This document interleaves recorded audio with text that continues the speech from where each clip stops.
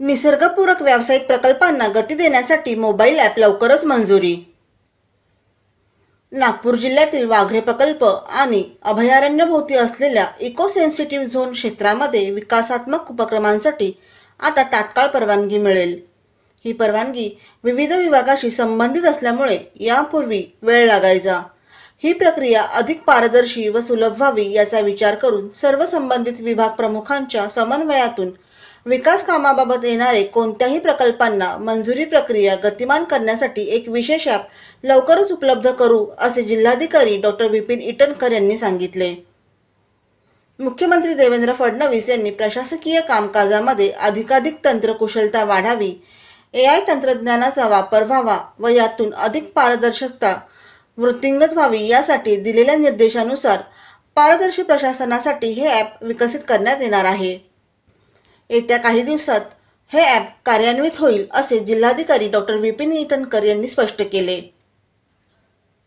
रामटेक, उमरेड आणि नागपूर तालुका क्षेत्रात वाघरे प्रकल्प असल्याने त्याच्या बाजूचे क्षेत्र हे संरक्षित क्षेत्र म्हणून पाहिले जाते।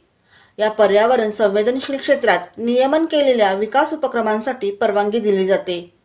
यात वन विभाग, प्रदूषण विभाग, महसूल विभाग व इतर विभागांचा परवानगी प्रक्रियाबाबत संबंध येत असल्याने यात अधिक सुसूत्रता व सुलभता निर्माण होणे आवश्यक होती।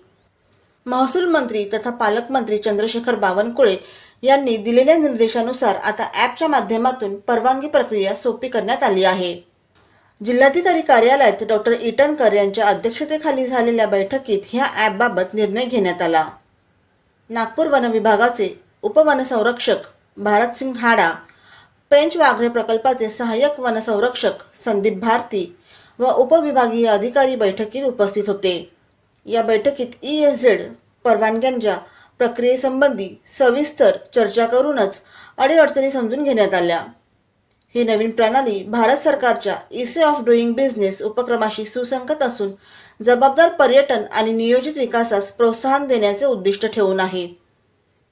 पर्यावरणीय संवर्धन आणि आर्थिक विकास यामधील समतोल राखत स्थानिक नागरिकांसाठी उपजीविका संधी वाढवण्याचा उद्देश यातून साध्य होणार आहे।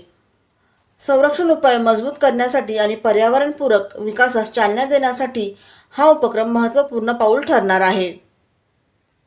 ब्युरो रिपोर्ट, जनादेश।